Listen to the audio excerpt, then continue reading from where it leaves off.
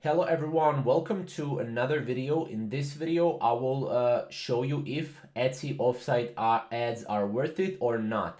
Now this is going to be a fairly short video, just going over Etsy offsite ads and yeah, if they're worth it for you or if they're worth it for experienced or unexperienced sellers. So if you go here, as you can see, are Etsy offsite ads worth it? Etsy offsite ads program might be worth it for additional visibility that a listing will get from being advertised on other platforms, but the cost may be prohibitive.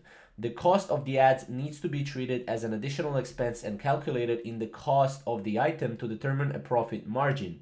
In some cases, the additional cost may take too much of the profit, especially for lower priced items.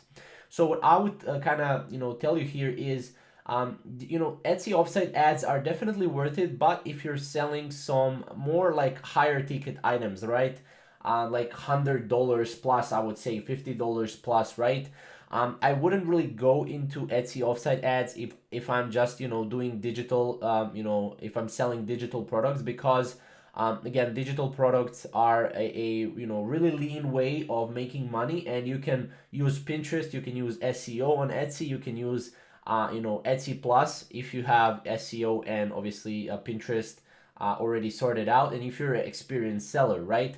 So, but yeah, as you can see, whether it's too much or just right for a business is going to be different for everyone, right? You should sit down and do math to figure out if using offsite ads will take too much of your profits, then make your own decision. So if it's taking too much of your profits, I would say it's definitely not worth it, right? I mean, it's definitely logical that it's not worth it, right? But if there, I don't know, if there are a lot more profits that you're making, and with this, you're making a good amount of profits, then definitely consider using Etsy offsite ads.